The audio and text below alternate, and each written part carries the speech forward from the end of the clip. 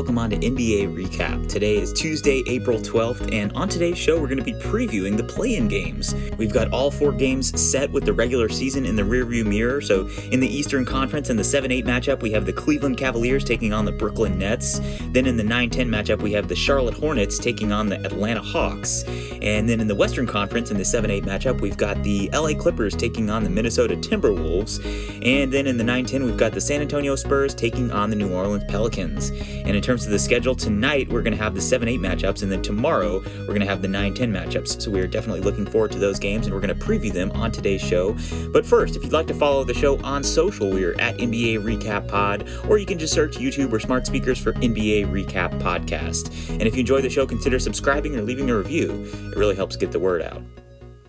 All right, so starting off with the Brooklyn Nets taking on the Cleveland Cavaliers in the 7-8 matchup of the Eastern Conference. This game begins tonight at 7 p.m. Eastern Time on TNT. The Brooklyn Nets, of course, in the 7th seed with home court advantage as they won the last couple of games of the season. In fact, they ended the season on a 4-game winning streak, so really good close to the season for the Nets. They were facing a couple of weak opponents in the Indiana Pacers and the New York Knicks and the Houston Rockets, so those are all games that you would have expected them to win. But they also beat the Cavaliers on the second to last game of the season on April the 8th. And that was a 118-107 victory for the Nets. So that was a good win for them, and obviously germane to this matchup.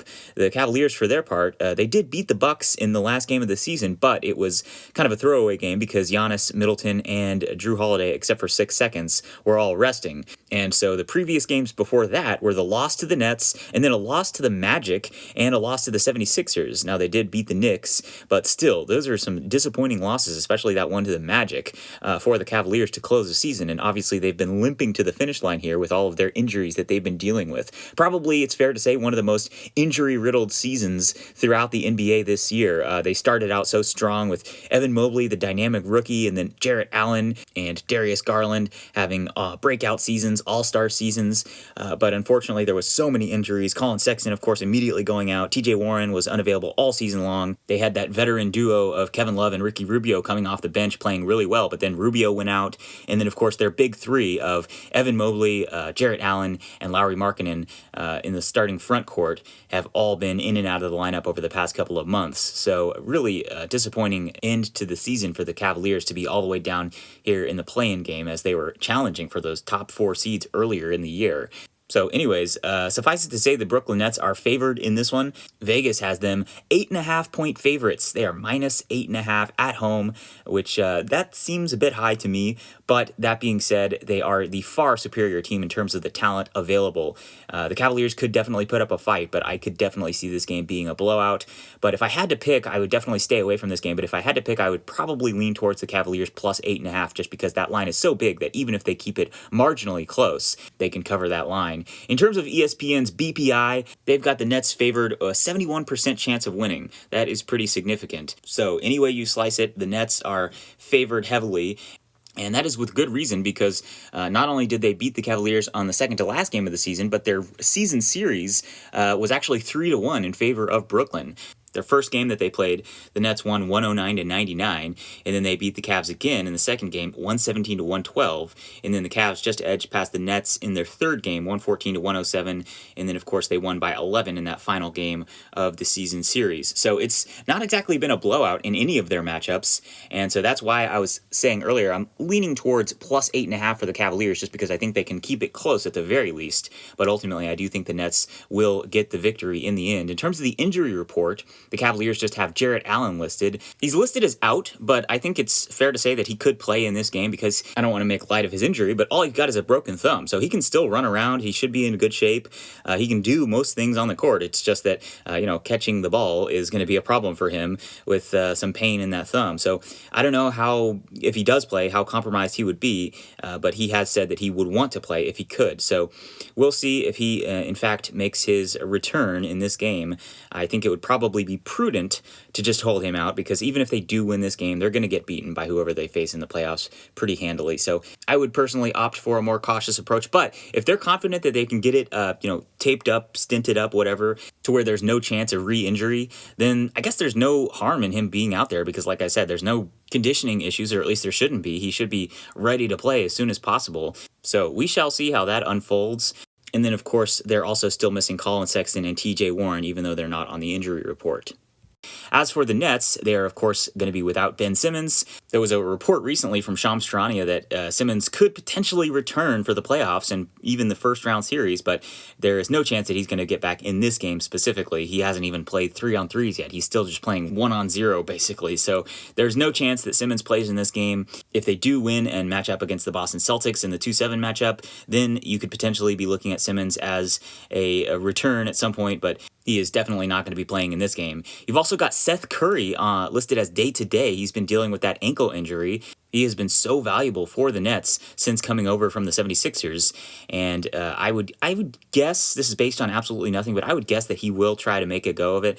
I don't know how effective he's going to be. I don't know if he's going to be hobbled by that ankle injury still, but I would guess he's going to play, and I bet he will still be able to knock down a couple shots. Maybe I'm being overly optimistic, but I just think we'll see Curry playing and making an impact in this game. And then one final injury note, they had been missing Goran Dragic due to COVID. He was in the COVID health and safety protocols, but he has been cleared, so he will be available, and that is another important piece for them, their backup point guard. So moving on now to our keys of this matchup, we've got our key players, our key matchups, our key strengths, and our key weaknesses. So first off, the key players for this matchup is pretty obvious. We've got Kevin Durant and Kyrie Irving for the Nets, and then I've just got one key player for the Cavaliers, and it is Darius Garland. Now, you could argue that Evan Mobley or Jarrett Allen, if he plays, would be key players, but I honestly just don't think they're going to be affecting the outcome of this game that significantly. There's just too many question marks with those two guys, Allen with the thumb injury, and then Mobley. I mean, he's a rookie at the end of the day, and he has been fantastic all season long. He has shown incredible composure. We haven't seen a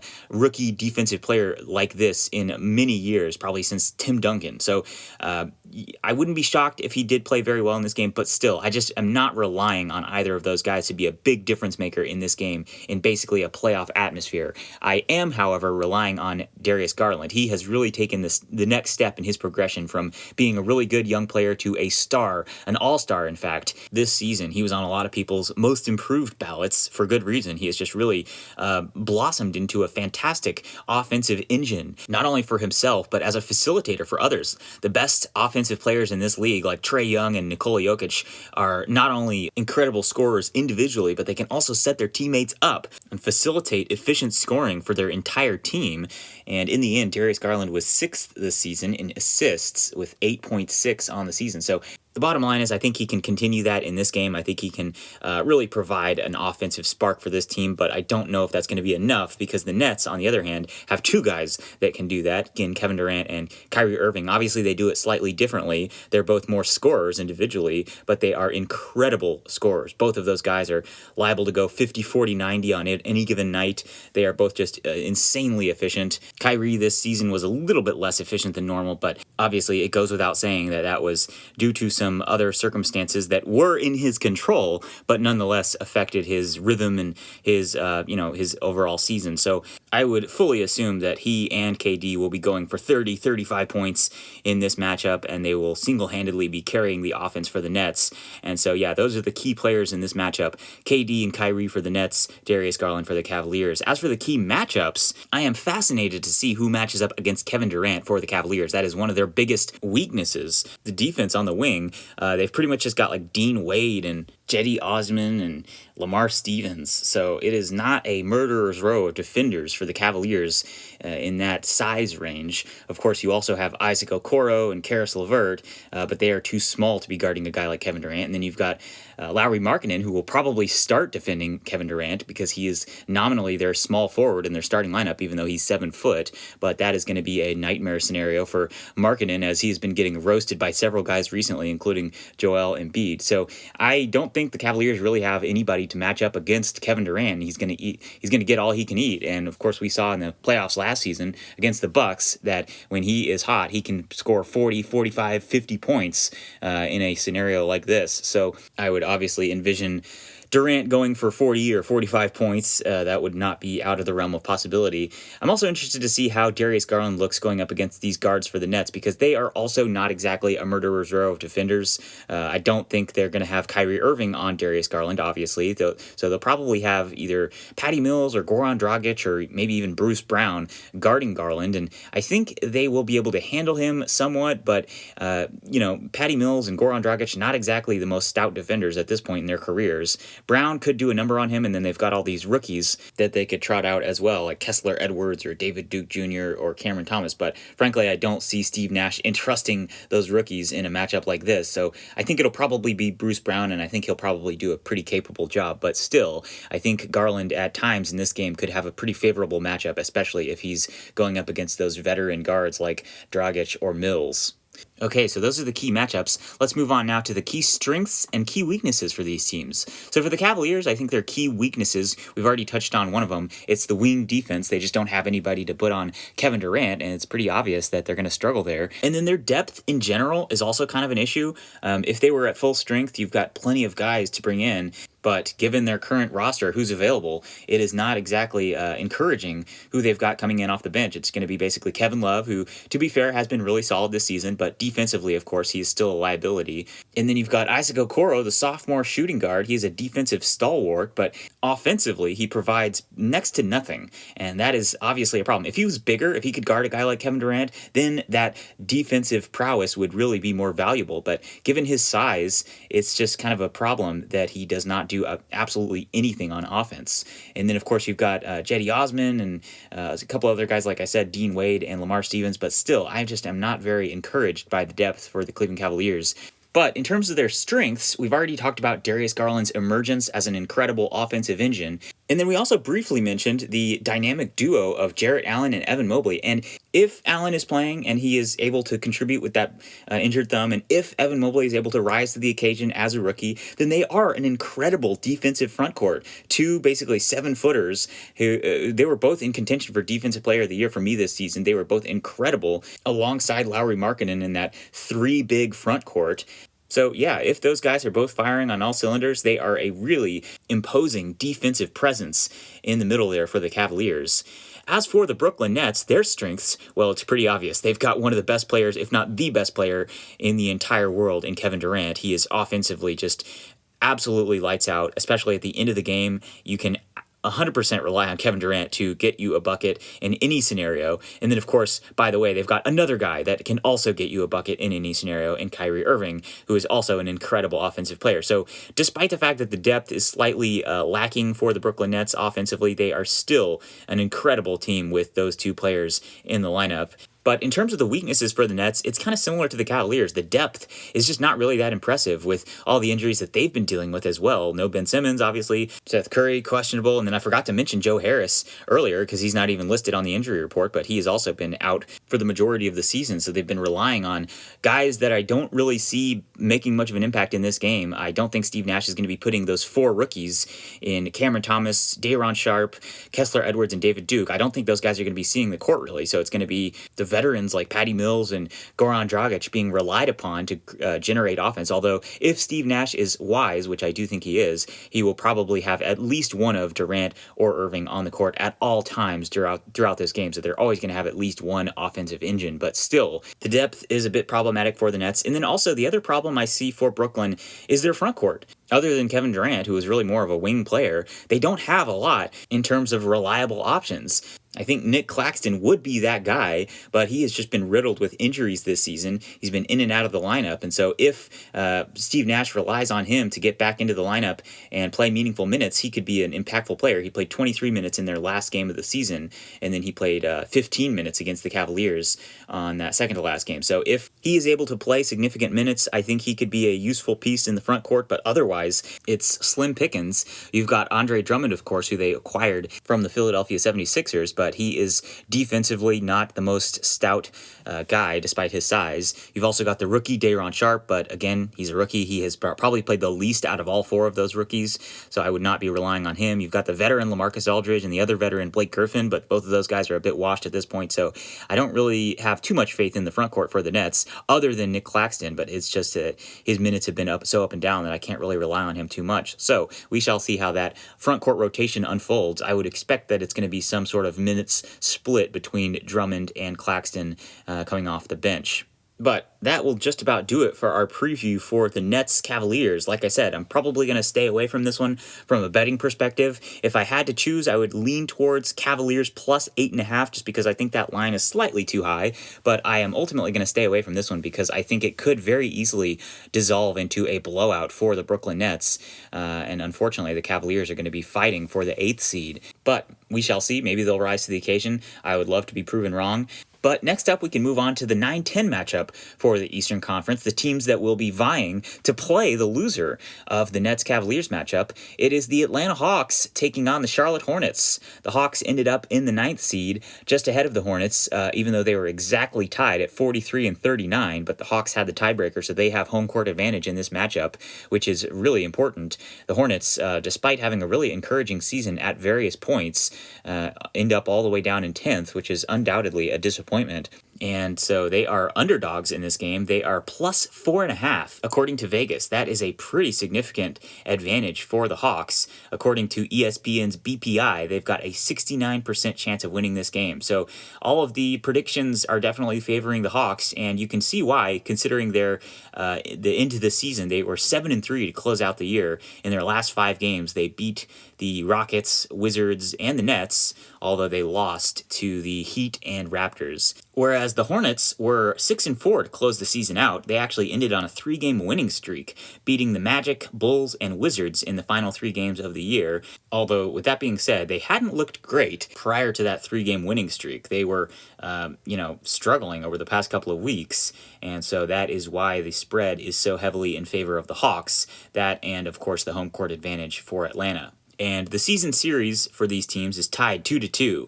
The Hawks won their first matchup, and then they also beat the Hornets 113-91 in their third game. But the Hornets just edged past the Hawks in their second game, and then they beat them by 10, 116-106 in their last game. So it's been pretty close throughout the year between these two teams, but there has been injuries for both of these teams throughout the year, and they still are dealing with a couple right now. The Hornets are missing Gordon Hayward, most notably, and the Hawks are missing John Collins, most notably. There's a couple of others as well, John D. Brown and Lou Williams for the Hawks, and then Nick Richards for the Hornets. But Gordon Hayward and John Collins are both significant injuries for these two teams, and I think it's pretty certain that neither of them will be playing. I think Collins is probably the more impactful injury on the Hawks, but they do have some capable guys that have been filling in, like Danilo Gallinari and Onyeka Okongwu off the bench.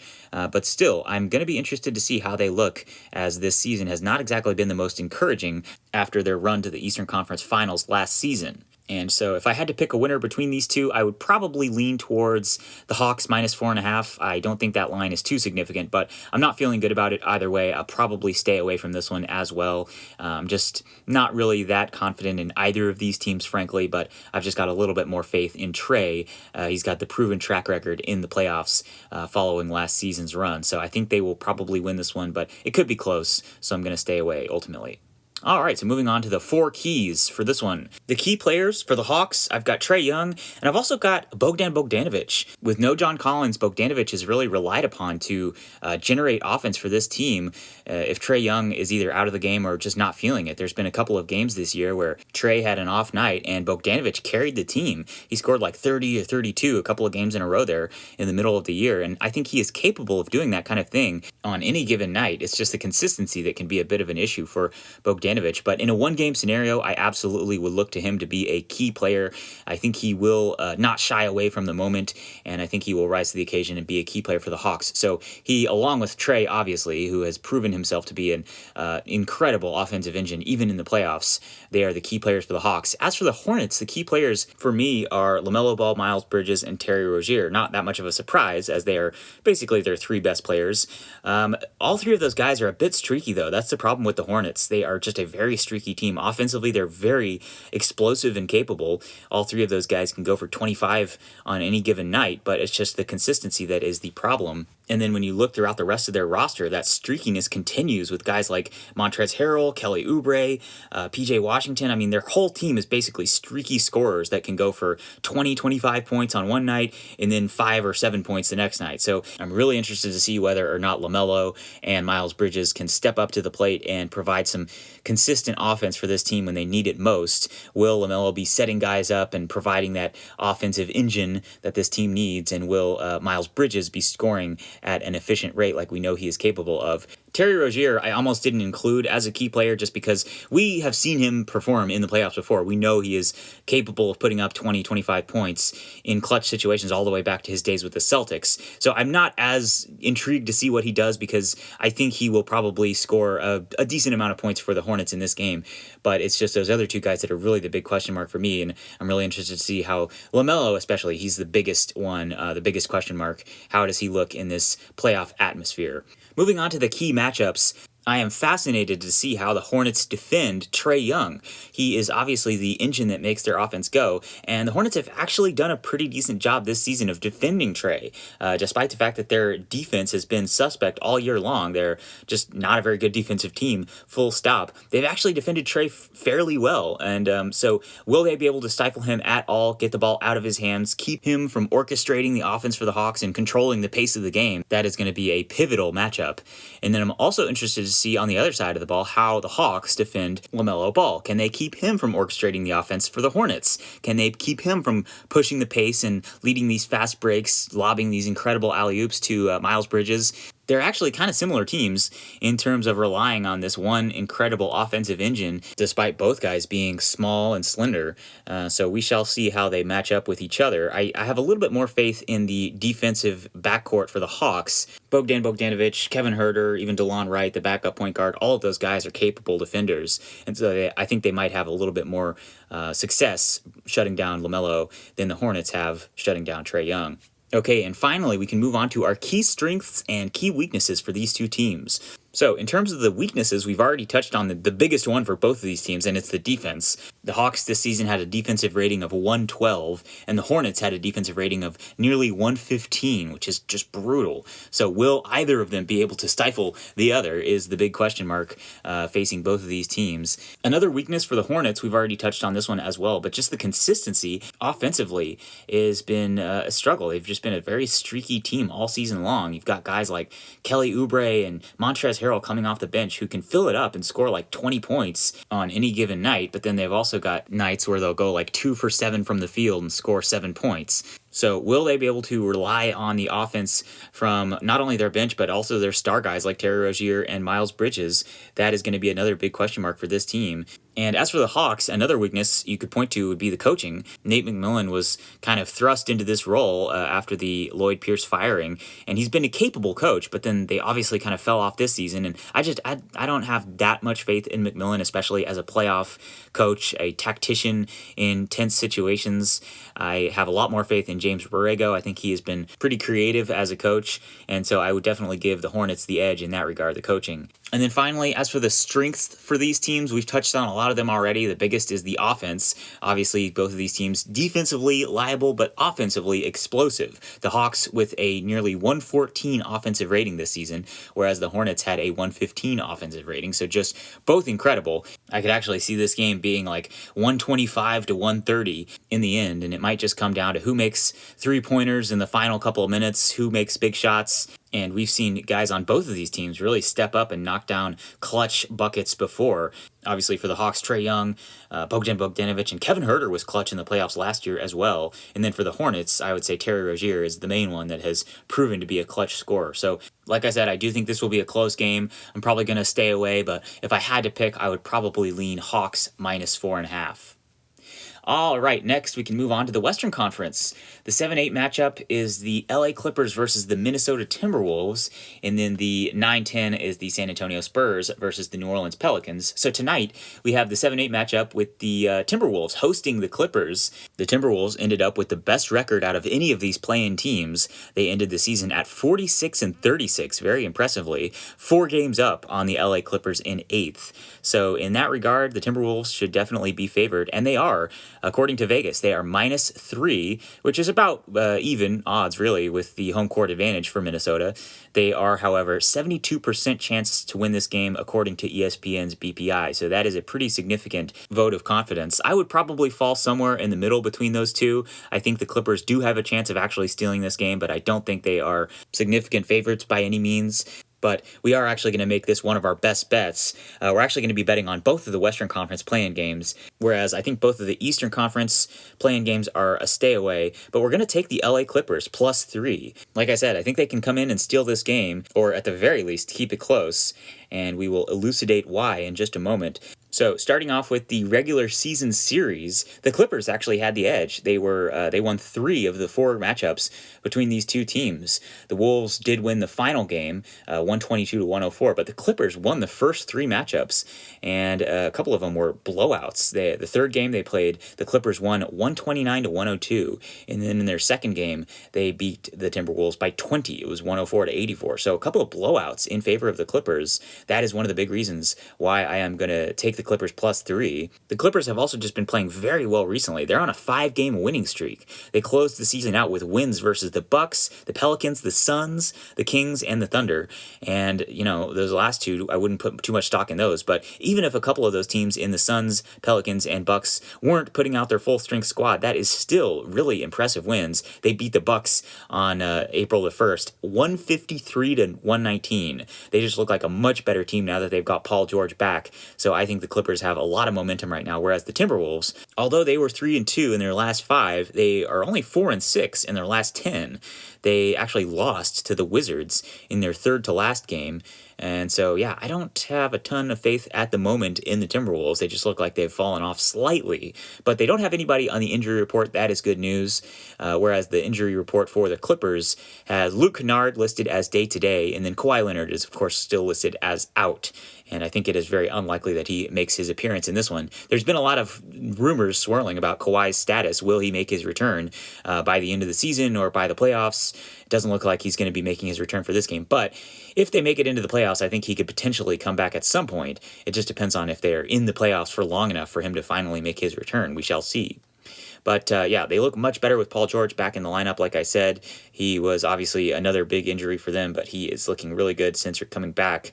So, I think this is going to be a really exciting game. I'm very intrigued to see how it unfolds. I'm interested to see whether or not the Timberwolves, this young team, can step up and finally take the next step and make it into the playoffs, as Karl-Anthony Towns in his career has only made it to the playoffs 1 time. So we shall see if he can continue to play as well as he has all season long and carry this team to the playoffs. All right, so let's move on to the 4 keys to this game: the key players, the key matchups, the key strengths, and the key weaknesses. So starting off with the key players for the Minnesota Timberwolves, we already mentioned Towns, and then we've also got D'Angelo Russell and Anthony Edwards. Unsurprisingly, they are the big 3 for the Timberwolves, and they are our 3 key players. Towns, the story is pretty simple. He has been an all-star this season, an all-NBA, frankly, caliber center for the Timberwolves, carrying them offensively. Can he keep that up in the playoffs? He did not exactly have the most encouraging debut to the playoffs when he made it with Jimmy Butler a couple of years ago. So can he keep up this incredible form and continue to be an offensive engine for the Timberwolves? He's frankly going to need to demand the ball and be assertive, because that is one of the issues with Towns, is that he can be too passive and allow his teammates to control the pace of the game when he is by far the most efficient player on the squad. So he is really going to need to dominate this game, take control for the Timberwolves, and to be specific, take the most shots. And the guys that he's going to need to take shots from are D'Angelo Russell and Anthony Edwards, our other 2 key players for Minnesota. Russell, obviously the more veteran of the 2, has proven himself to be a clutch scorer at times throughout his career, especially back in his days with Brooklyn. So you don't have to worry about D'Angelo Russell shying away from the moment or being afraid to take the big shots. But with that being said, at the end of the day, the numbers don't lie, and he's got a 25% usage this season, shooting 41% from the field. That is just not good enough. And then Anthony Edwards, the dynamic sophomore, he has had a 26% usage this season, and he is shooting 44% from the field, so a little bit better than Russell. He is obviously just an incredible athlete, incredibly explosive. He had an 18 PER this season, and he scored 21 points per game. So he had a pretty solid year, but didn't exactly exactly take over this team like some people expected that he might. And so, will he be able to step up in his first foray into the postseason? We shall see. I have faith that he could. He was really dominant throughout the last couple of games. He had that huge 49-point outburst against the Spurs in their second to last game of the season. So, will he continue that type of play, that explosive offense, and will he rise to the occasion in the postseason? We shall see. As for the key players for the LA Clippers, I've only got one. It's Paul George, obviously. The rest of the guys on the roster for the Clippers, they're just a bunch of role players, and that might sound like a negative, but I actually mean that as a compliment. They're just so deep. They've got so many capable guys that they only need one key player, and Paul George has been fantastic since returning. Like I said, the Clippers are on a 5-game winning streak to close the season out, and they're just clicking. They're firing on all cylinders. So, like I said, I really mean it as a compliment that they've only got one key player because they've just got so many capable guys. And Marcus Morris, Reggie Jackson, Luke Kennard, Ivica Zubac, Isaiah Hartenstein, Robert Covington, Norman Powell. They are so deep now, especially with that trade with the Portland Trailblazers acquiring Powell and Covington. They go like 9 deep with capable NBA players and specifically wing guys. They're probably the deepest team in that position in the entire league, and that's all without probably their best player and one of the best wings in the league in Kawhi Leonard. So Paul George, our only key player for the Clippers, but he just looks so good since coming back. Anytime he is asked to carry a team, not that he doesn't look good next to Kawhi Leonard, but when he is like the solo guy to carry a team, he just looks so confident and dominant. He can just do everything. He can spot up. He can orchestrate the offense. He can drive the lane. He can defend like nobody's business. He is just such a dynamic player. And so, yeah, I'm feeling pretty good about their chances because their key guy is Paul George, and he's just playing fantastically well since returning from that injury. As for the key matchups in this one, I'm interested to see what the Clippers do with Karl-Anthony Towns. Are they going to put a traditional big man on him? Probably not. They've been having Ivica Zubac or Isaiah Hartenstein guard Jared Vanderbilt, which makes sense. But then who do you put on Towns? Is it going to be Marcus Morris or Nick Batum or one of their big wings like Robert Covington? Probably, if I had to guess. But will those guys be capable enough to handle him? I don't know. Towns has just been absolutely incredible this season. So will they just allow him to get like 35 points potentially and then just stifle everybody else? They might try to do that. We shall see. I don't know if that's going to work, but it's worth a shot because you're not really going to be able to slow down Karl Towns regardless. And if you put one of those big lumbering guys like Zubac on him, he's just going to cook those guys, and then there's going to be nobody defending the rim. So it's a tough matchup to say the least for the Clips. But on the other hand, who the Timberwolves have guarding Paul George is a matchup I'm also interested to see, because while the Clippers have a multitude of wing, small forward sized guys at their disposal, the Timberwolves don't. They are pretty light in that position. They've basically just got like Malik Beasley and Anthony Edwards and Jalen Noel, Jared Vanderbilt, but none of those guys are really perfect to guard Paul George. They're either too small or too big. Vanderbilt is an incredible defender, but he is definitely not fleet of foot enough to guard Paul George. Anthony Edwards and Paul George are both too small, and then Jaden McDaniels and Jalen Noel and Jordan McLaughlin, I mean, they've got several guys that are like that, roughly that size, but they're just really deficient in other areas. So I'm really not sure what they're going to do with Paul George. And then, of course, that leads to who are we going to put on Marcus Morris? Who are we going to put on Norman Powell? It's just going to be a really fascinating test of the Timberwolves' mettle if they are going to be able to stay in front of all these wing guys that the Clippers have. And then another matchup that I'm intrigued to see is Patrick Beverley hawking Reggie Jackson. Will he be able to slow Jackson down because he has had a fantastic season defensively?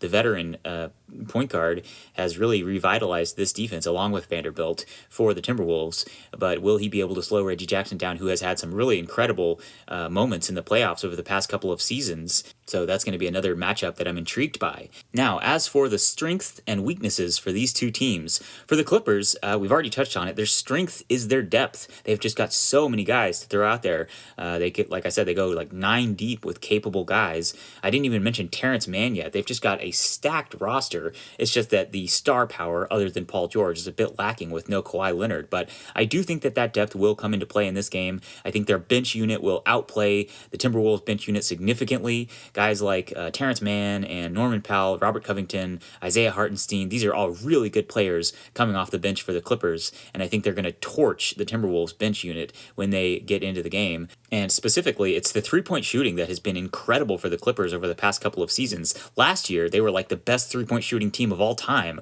or at least one of them. Marcus Morris and Nick Batum and Reggie Jackson were just absolutely incredible shooting the three ball. So will they be able to knock down enough three-pointers to give the Timberwolves a problem? Overall, offensively, they were not as good this season. They only have a 108 offensive rating, but it's their defense that has been incredible. They have a 108 defensive rating as well. They actually finished the season at exactly 0.0 in terms of the net rating. As for the Timberwolves, it's obviously the offense that's the strength for them. Karl-Anthony Towns has been one of the best offensive players in the NBA this season. He is absolutely going to make one of the All-NBA teams, probably third-team All-NBA at center, outplaying Rudy Gobert. And then another guy offensively that I haven't touched on yet is Malik Beasley. His three-point shooting off the bench has been really valuable for the Timberwolves over the past couple of seasons. He's never really carved into the starting lineup as much as I thought he would. I thought at this point he would be their go-to small forward shooting guard in the starting lineup, but he still is coming off the bench, and I think that might be frustrating for him. But with all that being said, he absolutely has the capability of just getting on fire on any given night. He, of course, had that one incredible three-point shooting performance this season, so Beasley is another X factor offensively for the Timberwolves to potentially utilize in this matchup. As for the weaknesses for these two teams, the Timberwolves, it's that defense, clearly, that is the problem with that 113 defensive rating this season. That is not good whatsoever. And kind of along those same lines, I've already touched on the other part of the defensive problem. It's the wing defenders that they don't have enough of, or at least they don't have enough capable guys to fill in those roles. So they might struggle to contain the Clippers in that regard. And in terms of key weaknesses for the Clippers, I would say the main one is that with no Kawhi Leonard, their top-end talent is slightly lacking compared to the Timberwolves. Like, say what you will about D'Angelo Russell and Anthony Edwards, but those guys can absolutely go off for like 40 points if necessary. They can, take a big shot in the last couple of minutes. They can create their own offense. Whereas the Clippers, I don't really see that many guys that are capable of that on this team other than Paul George and maybe Reggie Jackson or maybe another one of these guys every once in a while. But it's just the consistency down the stretch offensively is going to be really reliant on Paul George with no Kawhi Leonard. So that is a problem for them. But otherwise, they're just a really steady team. They don't have too many glaring weaknesses. It's just that the top-end talent is slightly lacking. Another strength, though, that I forgot to mention in favor of the Clippers in this matchup would be the coaching. Ty Lue has shown himself to be an incredible coach, especially in the playoffs, especially in tense situations. He is just a master tactician. Not that Chris Finch is some chump change, but he is just not proven himself to be as capable as Ty Lue has. So that is another advantage that the Clippers have in their tool belt. All right, and with that, we can move on now to our final play-in game, probably the most lackluster in terms of the star power, to say the least. It is the 9-10 matchup in the Western Conference, the New Orleans Pelicans taking on the San Antonio Spurs. The Spurs basically just limping their way into the play-in game as the Lakers flamed out in spectacular fashion. The Spurs weren't even really trying that hard to make the play-in game, but they did find themselves eventually in the 10th seed with a record of 34-48. Many people have pointed out that it frankly does not seem really that fair that the Spurs, all the way down in 10th in the West with a .415 winning percentage, have a chance to make the playoffs, whereas a team like the Timberwolves with a .561 winning percentage have a chance to fall out of the playoffs. There seems like there should maybe be a cutoff point or something where at a certain point you're not eligible for the play-in game, even if you are the 10th seed, if you've got a certain record. But with all that being said, as a Spurs fan myself, I am absolutely thrilled that the Spurs are here, despite the fact that it might have impacted the lottery odds a bit. I am going to be watching this game with bated breath and seeing if we could potentially pull off an upset that would be really surprising to a lot of people, and Vegas included, because they have the spread at -5 in favor of the Pelicans, which frankly is not as much as I would have expected, considering that A, they have home court advantage, and B, there's just a lot more recognizable faces and names on the Pelicans with CJ McCollum and Brandon Ingram and Jonas Valanciunas. All those guys have been playing very well, but I guess the big absence is pretty clear. Zion Williamson has not played a single game all season long, and if he was available, they would obviously be huge favorites in this game, but he will not be playing, and so for that reason, the Spurs have a 5-point margin, which is probably more than a lot of people would have expected. And I think I am going to take the Spurs +5 just because they have been a scrappy team all season long. There's been a consistent theme with the Western Conference standings, which has been that the Spurs have been lurking below these teams with a decent point differential. And in fact, they ended the season at +0.2, which is better than the Pelicans and Clippers ahead of them. So that does not mean a whole lot necessarily, but it is a sign that the Spurs are capable of at least hanging in and making games close if they can't ultimately pull it out. But that doesn't matter for the bet because we are going to take the Spurs +5, and they just got to keep it close. I don't know if they're going to win this game. I would be happy if they did as a Spurs fan, but I think at the very least they can keep it close. ESPN's BPI gives the Pelicans basically a 70% chance of winning this game. I think that feels about right. I think if things fall right for the Spurs, they could just go into New Orleans and steal this one, and that would be a devastating end to this season for the Pelicans, who had high hopes coming into the year with Zion Williamson and Brandon Ingram, and now with CJ McCollum. I mean, the talent is obviously there, but they've just had a really topsy-turvy season with all the injuries, most notably to Zion Williamson.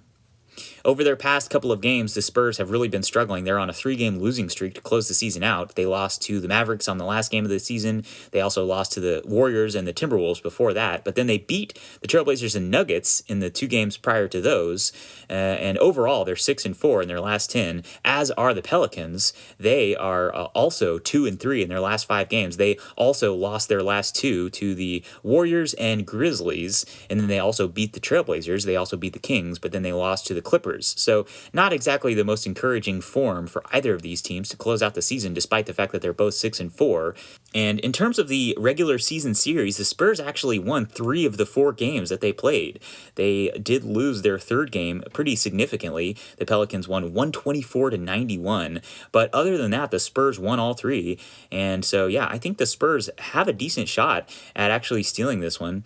The only injuries to report, other than Zion for the Pelicans, would be Lonnie Walker. He is day-to-day for the Spurs, so I think he will probably be able to make it back, but it's not that significant, frankly, if he doesn't, because he is not exactly the most efficient player for San Antonio off the bench. And DeJounte Murray had been out, but I think he is going to be just fine in this one because he played in their last game.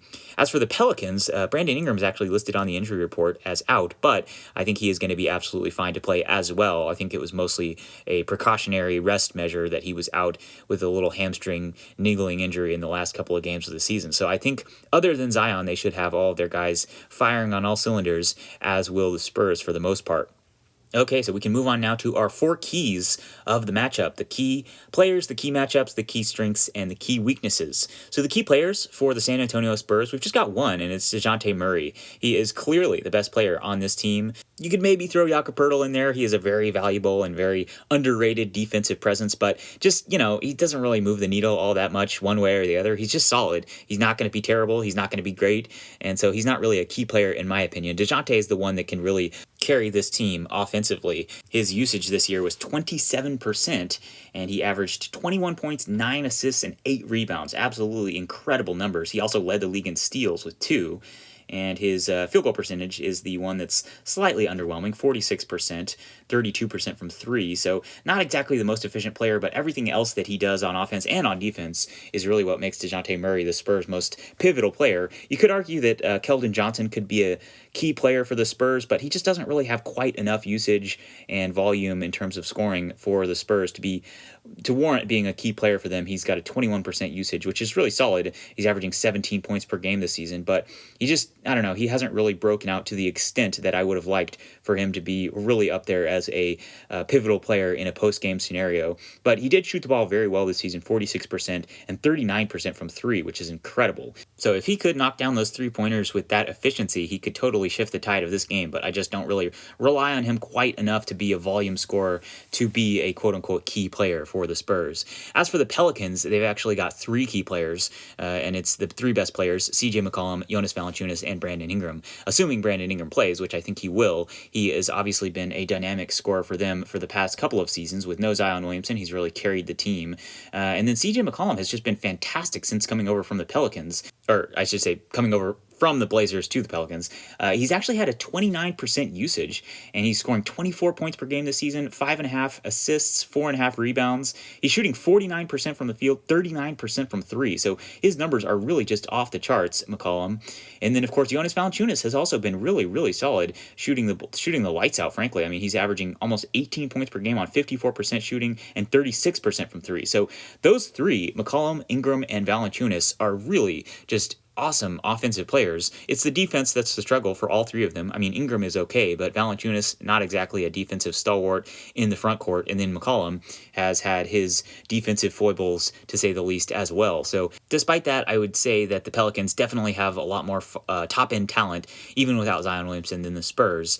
But will it be enough to carry them to victory? We shall see. Key matchups in this game. Will the Spurs be able to contain CJ McCollum? Like I said, he has been offensively incredible, and they do have quite a few capable guys that they can sick on McCollum. They've got Josh Richardson off the bench. They've got Devin Vassell, who's been starting recently, the sophomore, and they've also got Keldon Johnson. He's really playing more as a power forward, but he's basically the same size as those guys. So they've got several players that they could potentially stick on CJ McCollum, not to mention one of the best guard defenders in the entire NBA, DeJounte Murray. So I do think they have enough bodies to slow down CJ McCollum, but then that leaves Brandon Ingram. What are they going to do with him?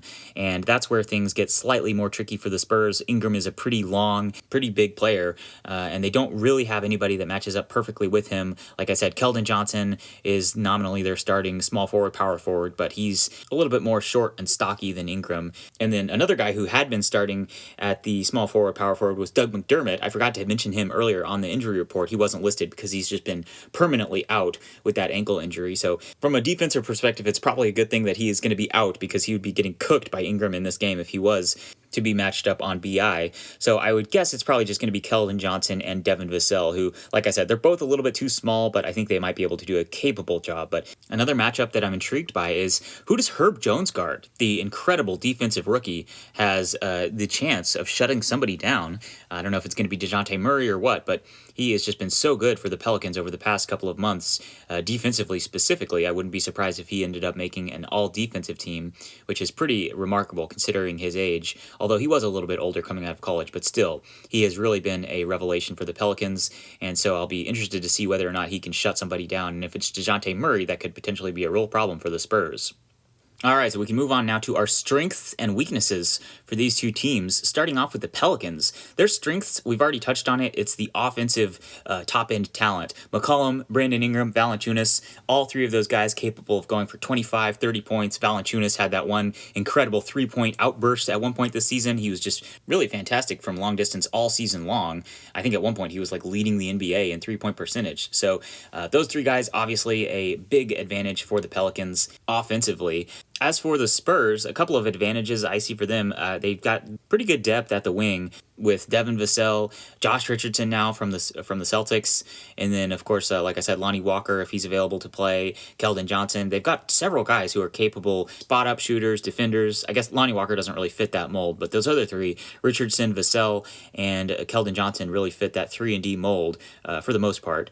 And then they're also pretty defensively stout, especially with Jakob Poeltl anchoring the defense in the center. He is always an underrated defender. He always ranks very highly in the defensive metrics, like defensive Raptor, and so I do think the Spurs will have some success preventing the Pelicans from penetrating the paint. And then you've got DeJounte Murray leading the charge on the perimeter. But with all that being said, the Spurs only had a 113 defensive rating this season, which is pretty disappointing, frankly. I would have thought that would be better, especially with Jakob Poeltl anchoring things. So I don't know. You would think that would be a strength for the Spurs, but then it wasn't really that much of a strength this season, so I'm not really sure what to make of their defense. And then, of course, you've got a couple of defensive liabilities. I already mentioned Lonnie Walker. Doug McDermott had been a defensive liability, but he's not available for this game. But then Josh Primo now in the starting lineup, the rookie, he has had a pretty disappointing rookie season, all things considered, for the Spurs, and I would not exactly count him as a defensive stalwart, to say the least, for San Antonio. So finally, we can move on to the key weaknesses for the Pelicans, and it would be their interior defense. Jonas Valanciunas and Jackson Hayes have been starting alongside one another in the front court, and it's been working pretty well, surprisingly. I don't know how they've been doing it, but that weird, seemingly incongruous front court has been having success for the Pelicans. But in the end, I just don't have that much faith in those two anchoring a postseason defense. Even if they beat the Spurs, I think they will ultimately get exploited by one of the teams in the next game, or if they do make it to the ultimately to the actual playoffs, they will just get absolutely torched by the Suns or whoever. So I don't have much faith in the front court. And then as we already touched on, CJ McCollum and a couple of other guys off the bench for the Pelicans in the backcourt are also defensively liable. So will they be able to stop anybody? That's the big question I have for the Pelicans. And then just the coaching, the Spurs have Greg Popovich, who typically has been a really solid playoff coach, but it's his final season. He's like 72 at this point. So will he be able to continue to coach at the highest levels for San Antonio? Probably, but we don't really know for sure. But I have more faith in him than I do in the New Orleans Pelicans coaching, because Willie Green is a first-time head coach. And so how will he respond to the rigors of the playoffs and the postseason? I guess we're not technically to the playoffs yet, but will he be able to step up and coach this team capably in the playoffs? We shall see. I don't have any reason to believe that he won't, but it's just tough to predict with a first-time head coach. So interesting matchup here. I think I'm ultimately going to take the Spurs +5 for our best bet, as well as the other Western Conference matchup, the LA Clippers +3. And that will do it for our preview of the 4 play-in game matchups. We will be recapping all of them over the next couple of days, and then, of course, we will be previewing the final 2 games for the last seed, the 8th seed, and the 2 respective conferences between the winners of the 9-10 games and then the losers of the 7-8 games. It'll be really interesting to see what all unfolds, but that will do it for us today. So thank you so much for tuning in. If you'd like to follow the show on social, we're at NBA Recap Pod, or you can just search YouTube or smart speakers for NBA Recap Podcast. And if you enjoyed the show, consider subscribing or leaving a review, and we'll be back tomorrow to recap the first 2 games of the play-in tournament and to preview the action for Wednesday. But until then, thanks for tuning in.